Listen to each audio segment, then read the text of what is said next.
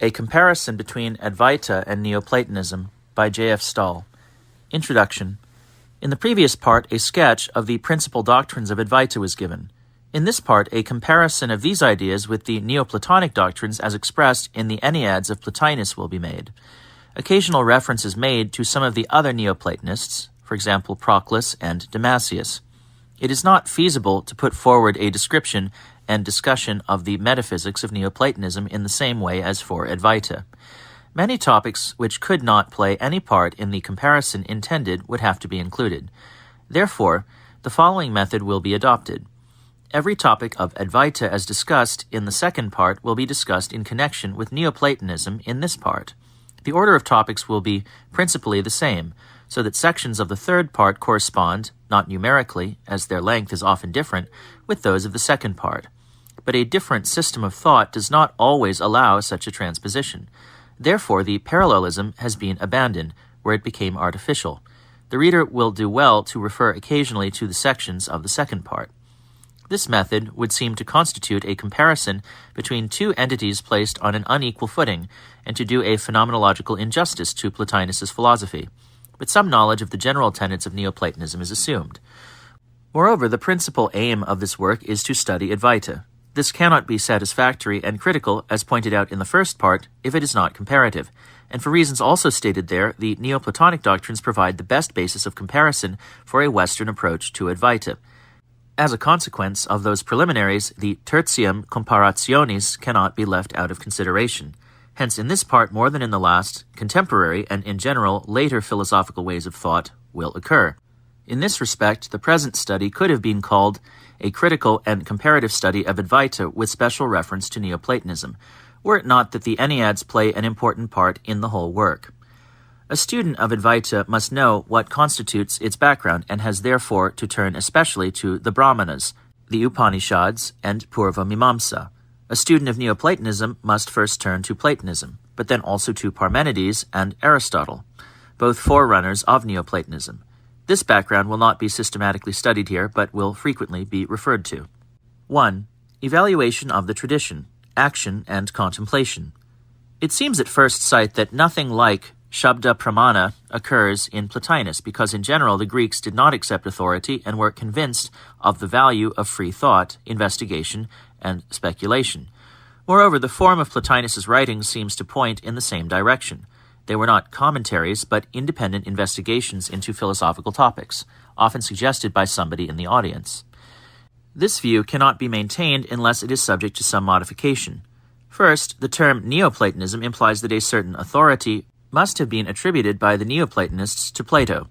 In addition, there are Neoplatonic commentators, for instance, Proclus, who wrote important commentaries upon the Timaeus, the Parmenides, and other Platonic dialogues. Lastly, Plotinus himself refers always to Plato as ho theos Platon, the divine Plato, and always quotes him uncritically without questioning the validity of his affirmations. He tries to show how his own opinions are in accordance with those of Plato. We will now give our opinions concerning this matter, attempting to bring them back, anagain, to the opinion of Plato. Or, thus it seems according to us, and thus it is in accordance, symphonos, with Plato's opinion. There is sufficient justification for comparing this Plotinian symphonia with the Advaitic samanvaya of all texts. Plotinus also declares himself a traditionalist. We have undoubtedly to believe that the truth has been discovered by some of the ancient and blessed philosophers. But he adds, it is advisable to see who were those who found it and how we can ourselves reach it. He sometimes quotes a number of important previous philosophers in a somewhat traditionalistic spirit, but he mostly refers to Plato himself. Sometimes Plato is not mentioned but understood, as for example where Plotinus speaks about teachings received from the ancient thinkers. Here he wants to show that his own thesis is in accordance, symphonos, or at least not incompatible, diaphonos, with them.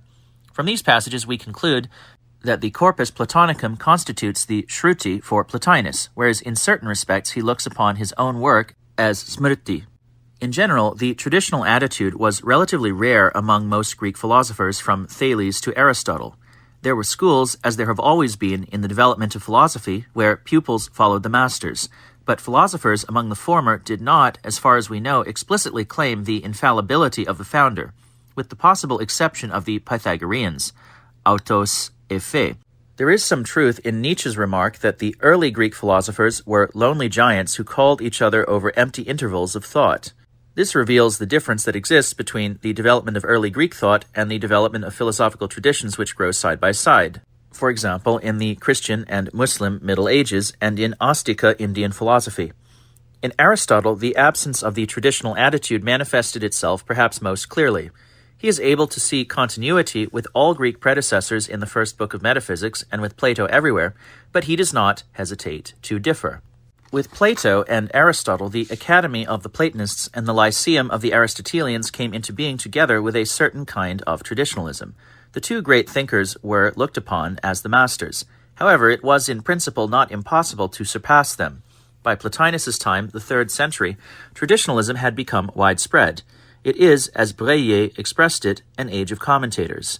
At the same time, the concepts of the Golden Age of Hesiodus and the Age of Chronos of Plato are raised to a philosophical status and manifest themselves with a seriousness, which reminds us of the 4 yugas of the Hindus. The ideal time was considered to have existed at the beginning, and there was no progress or evolution. If the things became gradually better, they were evidently not good in the beginning. Or if they were good, they have to remain always identical with themselves. This parallelism might be explained by observing how both in Greece and in India the classical age existed before the times of Plotinus and Shankara respectively, though the interval of time elapsed in each case is not the same. Both could look back for a golden age to earlier manifestations of cultural activity. Belief in a past golden age cannot be expected to arise during the first creative periods of a civilization. It is probable that we have to look deeper and that Neoplatonic and Advaitic traditionalism depend consciously or unconsciously upon the concept of time as a cyclical phenomenon, where progress or evolution is never ultimate and there is degradation within each cycle. Modern consciousness, on the other hand, has as one of its main constituents a concept of time which originated and developed mainly under Christian influence. In early Christianity, which was like early Islam, characterized by an atmosphere of eschatological expectation, time is rectilinear and qualified by a few well-marked phenomena, each of which is unique. Creation, incarnation of Christ, day of judgment. In antiquity, this attitude was mainly absent, with few exceptions, i.e. Polybius and see Thucydides. In the West, it is predominant, all the main social and political currents of the day depend on it, and exceptions are extremely rare. For example, reactionary movements like the traditionalism of René Guénon, Fritjof Schuon, and others. The modern Western judgment of Advaitic and Neoplatonic traditionalism depends on this rectilinear conception of time, which is also the main attitude in philosophy. This is not only explicit, as abundant examples could show, but also implicit. For example, to understand Kant means to go beyond him, the attitude of Neo-Kantians, which is quite different from that of Neoplatonists. When, on the other hand, Neo-Advaitins and Aurobindo adopt a more evolutionary view, it is due to the influence of the 19th century West, which is still extremely great in India, and perhaps also to the missionary activities of Christianity and Islam, which is less likely as the rectilinear concept of time seems to be almost absent from the consciousness of Indian Christians and Muslims. The susceptibility to such an influence may be explained by the fact that a not very important eschatological expectation existed in India also, connected with Maitreya among Mahayanists and Kalki among Hindus. As for a theory of transmigration, it is well known that the Pythagoreans believed in metempsychosis. Xenophanes ridicules this theory and relates how Pythagoras recognized the soul of one of his former friends in a dog. Empedocles subscribed to the same doctrine in his katharmoi, purifications. Plato's doctrine of remembrance or recollection, anamnesis, presupposes preexistence of the soul in a higher world, and one of his main topics is the immortality of the soul. Both subjects are illustrated by myths, as for instance, the myth of in the 10th book of the Republic. There we find the doctrine of rebirth referred to. Moreover, the souls are given retribution according to actions performed during their earthly life. There is no elaboration of this doctrine analogous to the Indian systematization, and no concept like beginningless samsara has been evolved. Plotinus follows Plato in these matters. Though it is impossible to explain Neoplatonism like Advaita mainly as a revolt against the supremacy of karman, Plotinus has nevertheless definite views about the place to be allotted to activities. This will again be dealt with in 3 stages: sacrifice, meditation, and knowledge. Plotinus did not belong to an ancient and established religion with a caste of priests, with temples and sacrifices, though such entities did exist in Rome. However, during his age, there was an invasion of Oriental cults in the Roman Empire, such as Gnosticism and other forms of Christianity, which Plotinus opposed. Moreover, the character of the Stoa became increasingly religious. It prescribed prayers and the abandonment of man to God, and it conceived of a philanthropist God. These developments were also rejected by Plotinus. Concerning prayers, he has expressed his opinion in a curious passage where their impersonal, ritualistic, and unintentional character is stressed. It is manifest that they do not belong to the philosophical, but to a magical realm. The effect of prayer, says Plotinus, neither depends on the will of the god, i.e. a heavenly body, nor on the intention of the believer, but on the correctness with which the prayer is performed. In the stars, i.e. in the gods, there is no will to answer our prayers. Their powers are used without will, whether they are provoked by us or not, through a scientifically effective procedure, techne. The performer may be a bad person, kakos. It need not surprise us. Bad people fetch water from the rivers. The being which gives does not know that it gives. It simply gives.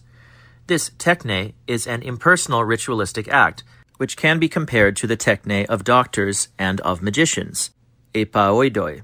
The explanation of the efficacy of prayers lies in the fact that the whole universe is one and is like one organism. The universe thus gives to its parts, whether by itself or through some influence. He who prays for some influence is himself not separate from the universe.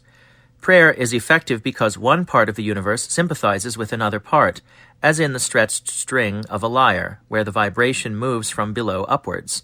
Often also, when one string vibrates, another one perceives the vibration, as it were, because they are tuned in accord and harmony. If vibrations even move from one lyre to another, it can be seen how far the sympathy, sympatheia, stretches. In the universe, too, there is one universal harmony, mia harmonia, even if it consists of contraries. The Plotinian universe starts by being the cosmos in the established Greek sense, and become one wonderful organic harmony, harmonia, like a symphony, symphonia, held together in universal sympathy, sympatheia. As early as Chrysippus in the Stoa, this idea was called sympathy of the whole, sympathia ton holon. If we regard its well-ordered and aesthetic character, which is the heritage of the idea of cosmos and of the artistic ideals of Hellas, we are left with a universe which is unified, the parts being related by magical connections. It resembles the universe of the Brahmanas, but the similarity is still more striking in the idea of the ritual act, sat, where it is the exactness, satyam, which counts, and not the intention of the sacrificing priests. The visible gods, i.e. the heavenly bodies, are, according to Plotinus, like mechanical parts or organs of an organism-like universe, almost the hypothetical entities of Purva Mimamsa. In another passage, Plotinus, shocking and surprising those who heard him, expressed his opinion of the gods and showed his personal feelings about sacrifices.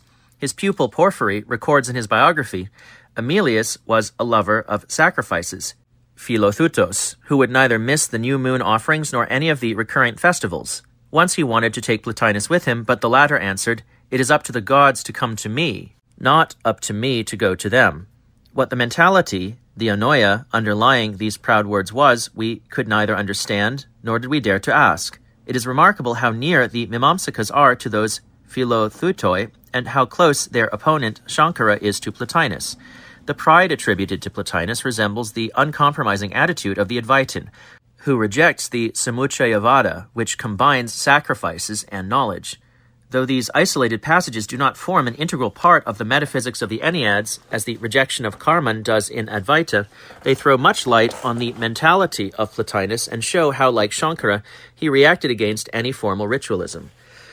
The relation between action, praxis, and contemplation, theoria, is not a central topic of the Enneads, but is the object of metaphysical considerations and forms the subject of almost all the chapters of the treatise about nature, contemplation, and the One.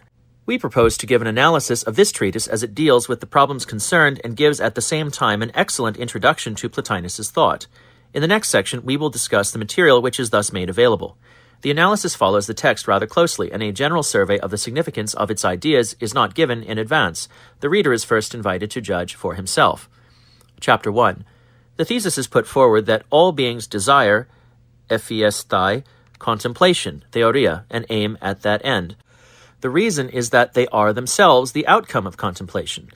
This will be discussed with particular reference to some fundamental entities such as nature, physis, soul, psyche, reason, logos, and lastly with reference to intelligence, nous, and the One, hen.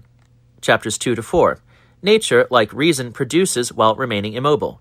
Like reason, it is not an activity, praxis, but a contemplation, theoria.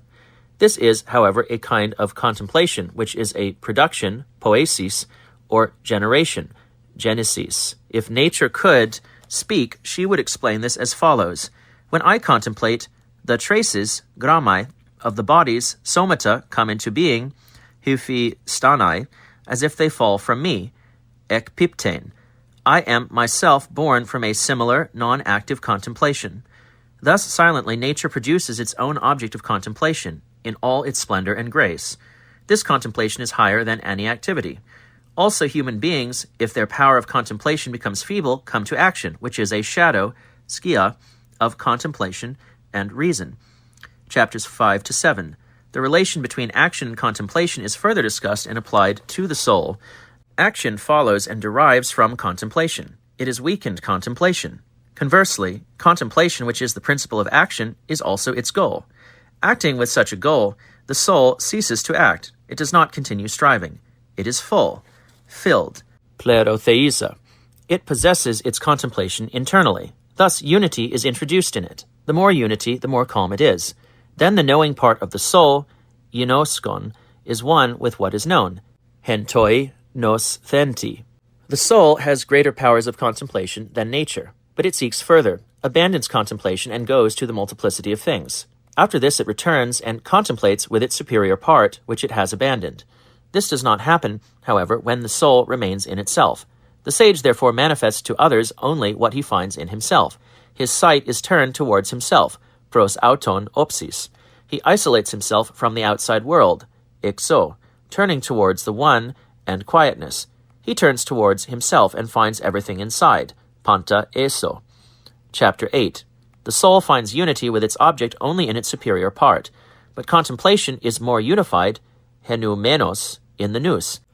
The soul does not have plenitude, ou pleres, but is inferior to the nous, which is prior to it. In the nous there is no difference between subject and object at all. Therefore it is said, the same is being and thinking. Parmenides, tauton to ene, ke to noein ene. But this unity and contemplation, which is thought or intellection, noesis, is also life, zoe, as it was in nature. Thus there is a first intellection, a second, etc., and likewise a first life, a second, etc. The nous itself is a product of becoming, geneta, and by contemplation it enters again into multiplicity. It unfolds itself. It is therefore not the primary, protos, and highest entity. Chapters 9 to 11. Beyond the nous, therefore, is the One, tohen. It is neither intelligence nor intelligible, for it is that from which intelligence and all intelligibility originate. It is good and simple, known only through the nous. It can be known by what in us resembles it. As principle of all beings, it can only be beyond being. It is the dynamis, power, potency, of everything. Imagine a well, pege, without origin. It gives itself, hauten, to all rivers, but it is not diminished by that. It remains quietly in itself. 2. Interiorisation, Non-Dualism, and the hierarchy of being. The topic of the above treatise on contemplation can be developed with reference to Advaita in several directions. It is a true specimen of the Plotinian method which leads us from the sensible realm upwards to the One. This upwards trend is what Plotinus calls dialectics. First, it is clear that contemplation is higher than action. Plotinus starts his treatise with a reference to the Nicomachean ethics of Aristotle, and, as Breyer remarks, the ancient reader must have recalled that the chapter on the ethics from which this passage is taken is quite soon followed by a chapter where contemplation is regarded as the highest good, but where it is at the same time limited to the most divine in the nous of human being. The priority of contemplation is still more explicit in Aristotle's metaphysics. In Aristotle, the term theoria has often the meaning of study or science, a meaning which is secondary in the Enneads. The meaning of theoria in Plotinus is the same as in Plato. The priority of this contemplation goes back to the Republic, where the well-being of individual and community depends on the contemplation of the eternal being by a small number of elected persons. In Book Lambda of the Metaphysics, the celebrated book dealing with the theology of the Stagirite, the prime mover leads a life of activity such as the best that we can for brief periods enjoy. Its very activity is pleasure, hedone, just as walking, egregorsis, perceiving, esthesis, thinking, noesis, are most pleasant, hediston, because they are activities.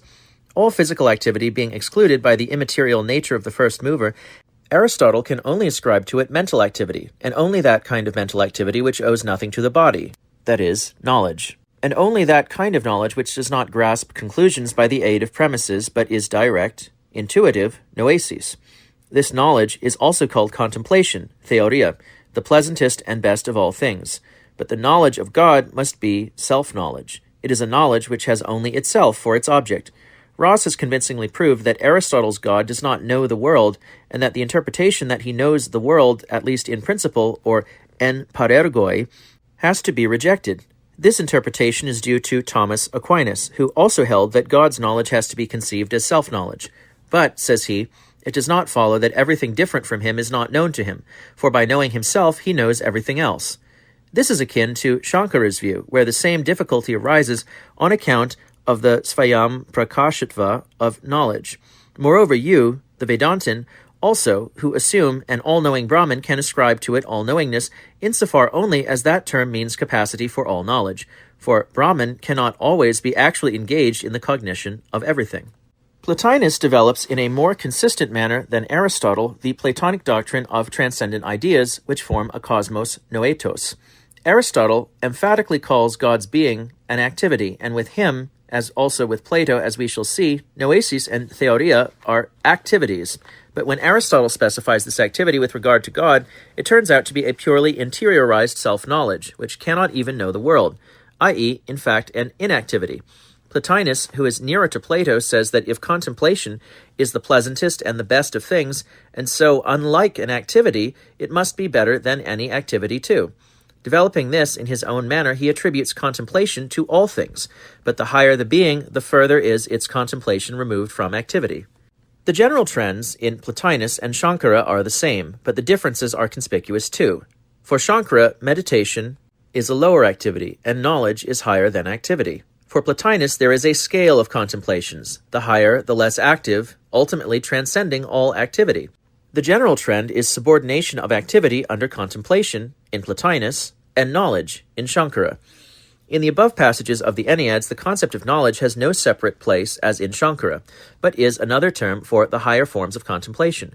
But in a chapter of the treatise which states that the one does not think, it is clearly expressed that the self-knowledge of the nous and its final release are the same. Self-knowledge is only possible because of knowledge of the one. Self-knowledge exists only in a being different from the good, i.e. the one. Knowing the good, it subsequently knows itself. Looking at the good, it knows itself. Plotinus often speaks about self-knowledge as nearest to the knowledge of the one. But this results from the same idea which led Advaitins to the thesis of the self-luminosity of knowledge, i.e. the tendency to conceive a knowledge which does not presuppose any relationship. Thus Plotinus says, especially one should not view the one by means of other things. Similarly, Shankara says that one should not see the absolute in a symbol, na pratike. Both the lower forms of contemplation in Plotinus and meditation, dhyana, are productive. When Plotinus says that nature through silent contemplation produces the traces of the physical bodies, we are on the one hand reminded of the Creator in the Brahmanas, who thinks silently in his mind. What is in his mind becomes the saman brahat, leading later to the equally inactive process of creation of names and forms, traces, in Advaita. While on the other hand, we recall dhyana, which mysteriously produces, through apurva, svarga, and celestial felicity, just as nature produces through theoria itself and its own beauty and grace. Both the higher forms of contemplation in Plotinus and knowledge in Shankara are not productive. Their aim lies in themselves, and they reach the perfect unity of subject and object. Thus the highest theoria in Plotinus leads to the one, whereas the Advaitic jnana leads to and is identical with Brahman. For Plotinus we have to go beyond the nous in order to reach the one. For Shankara, Brahma jnana is not ordinary discursive knowledge but a direct experience. But is not Brahman for Shankara chit, which seems to be more or less the same as nous and would not be the highest in Plotinus? It is true that Shankara at this important point follows the well-known Shruti, that Brahman is Satchitananda, but his actual interpretation identifies these three qualifications throughout and entirely in such a way that they disappear in the qualityless Brahman, where nothing is left of the unity in multiplicity characteristic of the nous. Elsewhere, Plotinus says that the soul wants to go beyond the nous and cease to think, noein, because thinking is a movement. Similarly, Satchitananda is beyond all movement, and Chit in this compound is a higher entity than nous. In the treatise on Contemplation, an increasing plenitude corresponds to the upward movement towards the One. The unity of the One manifests itself as plenitude in the nous. This plenitude, when diversified, manifests itself as harmony, as a symphony, as a sympatheia ton holon. But though this plenitude proceeds from the One remains undiminished and unaffected, just as the Absolute is described in the peace chant of the Purnam. Plenitude proceeds from plenitude, but it remains as plenitude. The most interesting parallel in the analyzed treatise is the description of the sage, foreshadowed in Plato and in the Stoa, as a person who finds the One by turning towards himself and finding everything inside. Whoever is familiar with Indian terminology is tempted to translate who finds the self by turning inward, another way of expressing the celebrated Tat Tvam Asi. For the purpose of comparison with Advaita, it is relevant to know whether, according to Plotinus, the individual soul is actually and always identical with the Absolute, or whether it can find itself identical with it under certain circumstances. It is clear that the soul is for Plotinus a third divine being, which seems prima facie different from the first divine being. This first question, therefore, becomes whether the individual soul is, in the last resort, in reality, one with the One, or whether it possesses the possibility of becoming one, identifying itself with the One. Or more generally formulated, a second question is whether the One is the only reality, notwithstanding the three hypostases, or whether there are other realities too. The first question will be considered first. Are psyche and nous ultimately the same as the One, or do they merely become the One? Let us first listen to the divine Plato, whom Plotinus generally follows. Plato conceives of the soul in two ways which are apparently contradictory. In the Phaedo and the Republic, the psyche is the principle of knowledge and a statical thinking soul. In the Phaedrus and the later dialogues, the psyche is the principle of life and movement, a dynamical, moving soul. It is defined as tohuf heoton kinoumenon, the self-moving principle of movement. The only interpretation of these two divergent definitions seems to be the one suggested by Lonin, i.e. that nous is a function of the psyche, for which there are other indications, and that nous is kinesis, a movement, or poiein, an activity. As mentioned earlier, the doctrine of psyche as movement and activity occurs in Aristotle and in Plotinus. In Plotinus, the paradox arises that this moving thought comes to a standstill in the contemplation of the One, which the soul finds in itself. This implies that the definition of the soul as a self-moving principle of movement is no longer valid for Plotinus, which he apparently never recognizes, for it finds in itself also the calmness and quiet which is the One, and in that situation it never moves itself nor anything else. We have to conclude that the soul can assume states of motion connected with the world of multiplicity and states of rest and union, henosis, in the One. Thus, we are led to Breillet's conclusion that the soul is the power and capacity to travel along all things and to assimilate itself to each of them through a series of transformations. Accordingly, we read in Plotinus, for the soul is many things and all things, the superior and the inferior, and it extends over life in its entirety. This is sometimes specified with the help of the Aristotelian pair of concepts actuality, energeia, and potentiality, dynamis. For example, with regard to the relation between the individual and universal soul or the individual and universal nous. Puech summarizes some passages as follows. Our individual soul is individual in actuality, but the universal soul in potentiality, whereas the universal soul is universal in actuality, but the individual soul in potentiality. Likewise, each individual nous is individual in actuality, but all noi, the universal nous, in potentiality, whereas the universal nous is in actuality all the individual noi, and in potentiality each of them. The process of actualization of the potential is, since Aristotle, a process of transformation, as will be stressed below, and thus it follows that the Platinian soul is subject to a kind of parinamavada. But this universal possibility of actualization also throws more light upon the different contemplations about which Plotinus speaks. It actually converges to the idea of dhyana in the Brahmanas and in Purva Mimamsa, where the human soul is capable of identifying itself with everything. Unlike Shankara, Plotinus does not say that these identifications are subjective. On the contrary, they are the actualizations of existing possibilities.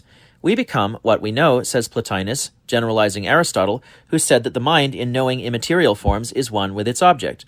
This can, in turn, be looked upon as a generalization of what the Mundaka Upanishad taught. He who realizes Brahman through knowing becomes Brahman. Shankara interprets this not as becoming, but as the realization of being. He who knows Brahman knows that he is Brahman.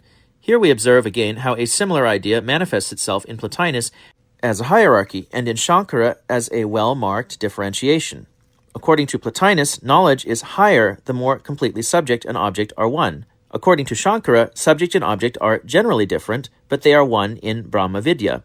The degrees of contemplation and unification of which Plotinus speaks are perhaps phenomenologically given, but logically they are not very clear. The distinctions of Shankara are the result of a superior logic. Though Plotinus generally accepts the phenomena and compromises with them in their phenomenal character, there is also an uncompromising, transcendentalizing direction in his thought. Shankara, on the other hand, in principle strictly logical and uncompromising with the world of avidya, compromises with regard to the vyavaharika realm. Both contrary trends seem to essentially belong to the two systems of thought. Let us consider an example from both, beginning with the contrary trend in Shankara.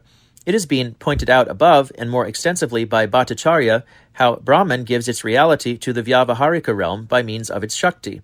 Sanskrit Shakti seems to denote the same idea as Greek dunamis, in the pre-Aristotelian, pre-technical sense, and thus there is accordance when Plotinus characterizes not only the soul as dunamis, but also calls, as we saw above, the one dunamis panton, power, potency of everything.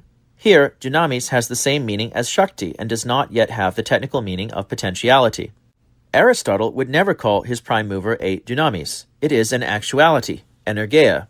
This is due to the fact that for Aristotle, actuality is always prior to potentiality. He proves this with several arguments. For example, on account of the actual force which is needed when something potential becomes actual. Plotinus fully accepts this priority, and this may seem inconsistent when he calls the one dunamis panton. But it only shows that the latter denomination does not mean that the one is a potentiality, but that everything is potentially contained in it. The one is the potency of everything because everything originates from it. The other contrary trend will here be considered with regard to the highest state of the soul, where it is one with the one. This is the samadhi which Plotinus experiences and which he called ecstasis in a descriptive passage.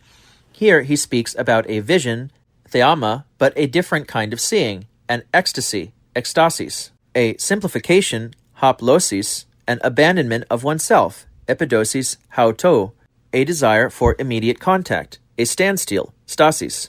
It is well known that Porphyry has recorded that Plotinus had this vision 4 times, tetrakis, but it is generally forgotten that this was during 5 years only, for Porphyry adds, during the time that I was with him, which must have been from 263 until 268 AD, 2 years before Plotinus' death in 270. P. Henry has rightly emphasized this. Throughout his life, Plotinus may have had this experience more frequently, and he speaks in fact about the occurrence of his own awakening as a phenomenon which took place polakis, often, not tetrakis. Breyer and Dodds rightly remark that this experience cannot be regarded as the starting point of the metaphysics of Plotinus, as its interpretation is independent from the experience itself. That we are entitled to speak in this context about a contrary trend to the general world-affirmative outlook of Plotinus's writings follows from the fact that in the hierarchy of states of the soul, this state is evidently evaluated most highly as the goal. Although Plotinus does not deny the other realities which are accessible to the ever-transforming and assimilating soul, this state is not a transformation and is undoubtedly the most significant. In addition, Plotinus often describes the contemplative state in negative terms, as a withdrawal from the world, in a similar manner as Advaitins define the concentration of dhyana and upasana. He speaks in the above passage of an epidosis kautu, an abandonment of oneself, and in the above discussed section of the Theoria of the Nous, it is said that the Nous reaches the One by, as it were, abandoning itself. Elsewhere he says, with reference to the One, if you pronounce its name and think about it, leave everything else. Ta'ala, panta, aphes. Leaving thus everything, abandon even the word, it. Plotinus gives a short characterization of his own ideas in the words, aphele panta, leave everything behind. All these passages point strongly in the direction of world negation. But there is more. Though Plotinus is nowhere entirely explicit, there is good reason to follow the opinion of Breyer, who says, the fact that ecstasy rarely manifests itself in the soul tied to the body, exceptionally and momentarily, does not exclude it being the normal and necessary state of the soul and of the nous. This implies that unification with the One is the normal and necessary state. In other words, the One is real being. Moreover, that the One is always the underlying reality, and its occurrence not simply due to a transformation of the soul, is evident from a passage where Plotinus corrects himself in his own usage of language, which is generally under the influence of a parinama-like mode of thinking. When the soul happens to go to the principle, or better, malon, when the latter's presence manifests itself, paron phane. Summarizing, it can be said that there is in the Enneads, despite the positive characterization of life and contemplation even in the lower stages, and despite the description of ordered beauty of the cosmos, a contrary trend of withdrawal from this world, and of search for a reality which is more real and more true.